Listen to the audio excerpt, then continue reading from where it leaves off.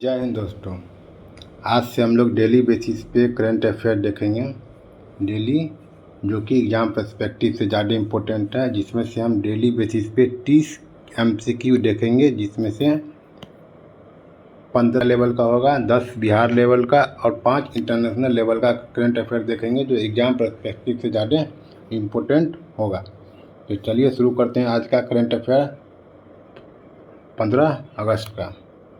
तो पहला क्वेश्चन है कि 15 अगस्त 2026 को भारत में कौन सा स्वतंत्रता दिवस मनाया। तो ये 80वां स्वतंत्रता दिवस मनाया 15 अगस्त 2026 को।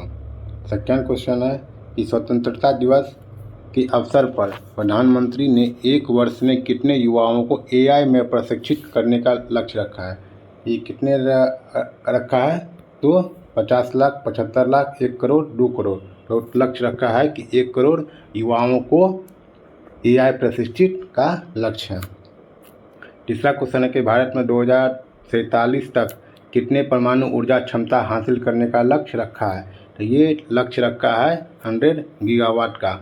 वर्तमान में कितना है? तो वह वर्तमान में है 8.78 गीगावाट। वर्तमान में 8.78 गीगावाट है और इसमें लक्ष्य रखा गया है कि 5 नए न्यूक्लियर रिएक्टर ऑपरेशनल करने का लक्ष्य रखा है, जिससे क्या होगा, हमारे जो बिजली का ज़रूरत होगा वो भी पूरा होगा। उसके साथ लो कार्बन पावर को बढ़ावा मिलेगा और एनर्जी सिक्योरिटी को भी मजबूत मिलेगी। तीसरा क्वेश्चन है कि 2026 के स्वतंत्रता दिवस समारोह में लाल किले पर पहली बार किस राष्ट्रीय गीत को विशेष रूप से प्रस्तुत किया गया। इसे वंदे मातरम को पहली बार 2026 के स्वतंत्रता दिवस समारोह में लाल किले पे फहराया गया। तो ये वंदे मातरम क्या है? तो वंदे मातरम बंगाली प्लस संस्कृत का ये मिश्रण है। ठीक है, ये बंकिम चंद्र चट्टोपाध्याय के द्वारा लिखा गया है उपन्यास में। किस उपन्यास में? तो आनंद मठ में शामिल कब हुआ था? तो ये हुआ था 1882 को, लेकिन पहली बार प्रकाशित जो है वो 1875 को बंग दर्शन में प्रकाशित हुआ था। बंग दर्शन में प्रकाशित हुआ था। पहली बार जो राष्ट्रीय गीत का जो दर्जा मिला वो मिला 24 जनवरी 1950 को। नेक्स्ट क्वेश्चन देखते हैं कि 2026 के स्वतंत्रता दिवस समारोह में थीम किससे संबंधित है। तो थीम किससे संबंधित है? कि युवा शक्ति फॉर विकसित भारत।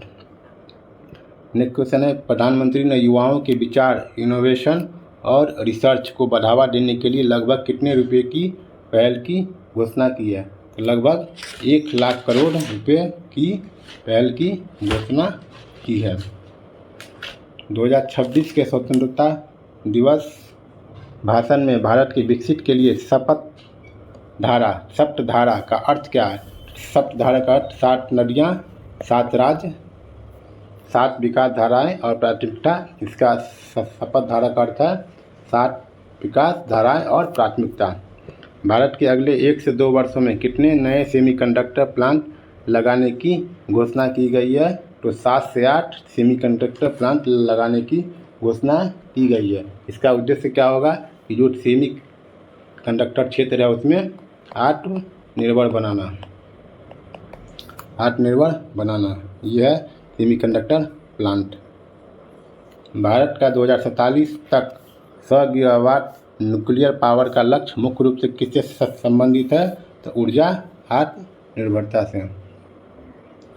2026 के भारत के स्वतंत्रता दिवस समारोह में वंदे मातरम का प्रस्तुति किस विशेष अवसर से जुड़ी थी। तो ये इसका 150 वर्ष पूरा होने के कारण इसे 2026 में स्वतंत्रता दिवस के अवसर पे लाल किले में पहली बार गाया गया।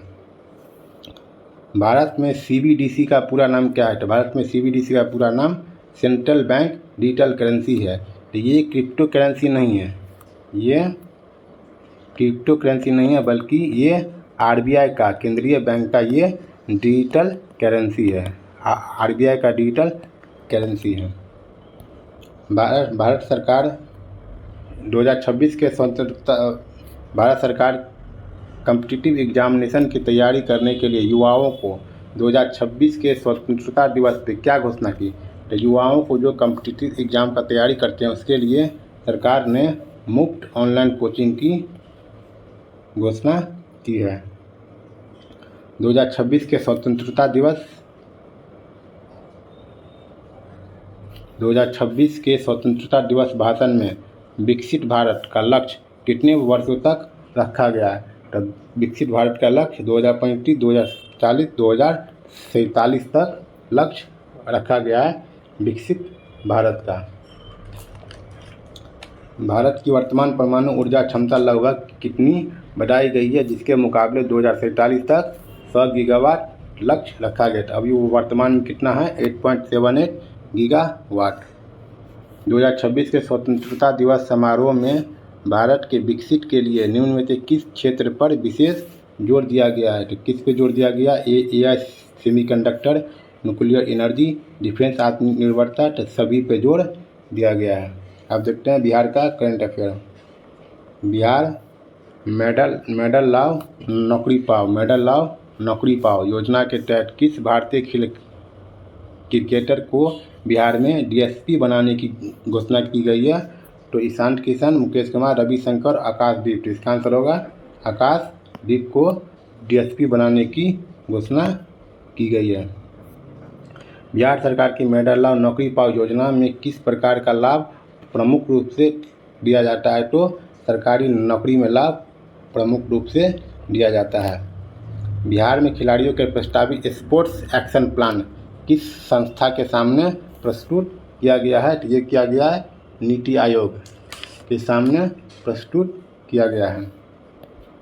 बिहार के डुमरी स्पोर्ट्स सिटी प्रोजेक्ट की अनुमानित लागत कितनी है? तो इसकी अनुमानित लागत है लगभग 574 करोड़। ये क्या है? तो ये लगभग जो डुमरी स्पोर्ट्स सिटी प्रोजेक्ट है ये लगभग 100 एकड़ में फैला हुआ ज़मीन है। इसमें स्पोर्ट इंफ्रास्ट्रक्चर प्लस ट्रेनिंग की अपॉर्चुनिटी दी जाएगी को बढ़ाने के लिए इसमें डुमरी स्पोर्ट्स सिटी प्रोजेक्ट बनाने का घोषणा की गई है। यही है डुमरी प्रोजेक्ट। बिहार में डिस्ट्रिक्ट सेंटर फॉर एक्सीलेंस को पूरी तरह फंक्शनल बनाने की निर्धारित समय सीमा क्या है? तो ये समय सीमा क्या है? सितंबर 2026 को इसे फंक्शनल बनाने की निर्धारित समय सीमा बताई गई है। इसका उद्देश्य क्या होगा? इसका उद्देश्य है कि खिलाड़ियों को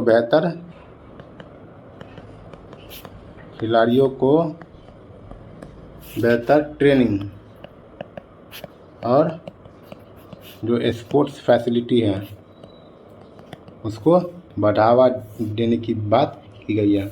बिहार में 2026 के आगामी स्पोर्ट्स कैलेंडर में इंडिया न्यूजीलैंड रग्बी सीरीज में किस स्थान पर आयोजित होने की बात की गई है? तो ये राजगीर में बात।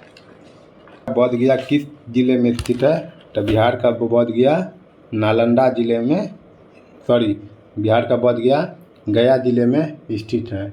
तो ये बोध गया क्या है? तो बोध गया में ये कहाँ पे है? गया डिस्ट्रिक्ट में है। यहाँ पे एक महाबोधि टेम्पल है। यहीं पे एक महाबोधि टेम्पल है जो यूनेस्को में शामिल है। 29 जून 2022 को यूनेस्को में शामिल किया गया। अब बौद्ध परंपरा के अनुसार जो गौतम बुद्ध थे यहीं पे जो बोधि वृक्ष था इसी के नीचे ज्ञान प्राप्त किए थे। यही है महाबोधि टेम्पल। इंटरनेशनल का 5 न्यूज़। 15 अगस्त 2026 को लगभग 7.7 मैग्नीट्यूड का एक बड़ा भूकंप किस देश के क्षेत्र में आया है? तो ये आया है इंडोनेशिया में। कितना? 7.7 मैग्नीट्यूड। पूर्वी एशिया का भाग है जिसकी राजधानी एक है जकार्ता और एक नया राजधानी बनाने की घोषणा की गई है वो है नूसंतारा। 2026 में चर्चा में आया मल्टी मैरीटाइम डिफेंस कोलाइसन एमएमडीसी का मुख्य रूप से किससे संबंधित है? तो ये संबंधित है समुद्री सुरक्षा से, जिसे सऊदी अरब के नेतृत्व में इसे किया गया है मैरीटाइम सिक्योरिटी। ये क्या है? जो मैरीटाइम सिक्योरिटी है उसको मजबूत करने के लिए, जिसे खासकर जो रेड सी प्लस जो शिपिंग रूट है उसको सुरक्षा के लिए बनाया जा रहा है। इसमें 15 कंट्री शामिल है, लेकिन भारत इसमें शामिल नहीं है अभी। हॉर्मुज की क्षेत्र में स्थित एक महत्वपूर्ण समुद्री मार्ग, ये स्थित है पश्चिम एशिया में। ये क्या है? ये गल्फ ऑफ ओमान और अरेबियन सी को जोड़ने वाला एक समुद्री मार्ग है। ये दुनिया का प्रमुख ऑयल और जो एलएनजी शिपिंग रूट्स में से एक है। अगर यहाँ पे तनाव अगर आती है इस रूट पे, तो पूरे ग्लोबल मार्केट में एनर्जी पे असर पड़ता है। कैनोवोडा न्यूक्लियर प्लांट 21 देश में स्थित है। तो ये है रोमानिया में स्थित है। ये चर्चा में क्यों आया? क्योंकि ये अगस्त 2026 में यहाँ पे एक रिवर है, डैनोबा रिवर,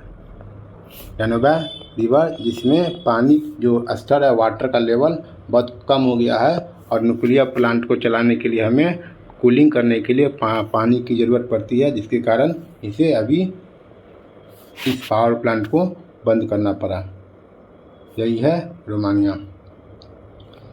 2026 में स्टेट ऑफ हॉर्मुज का प्रमुख मुख्य रूप से किसके कारण चर्चा में रहा है? तो अंतर्राष्ट्रीय ऊर्जा और तेल परिवहन। तो ये था हमारा आज का न्यूज़पेपर। अगर चैनल को अच्छा लगा हो तो लाइक सब्सक्राइब करिएगा। जय हिंद।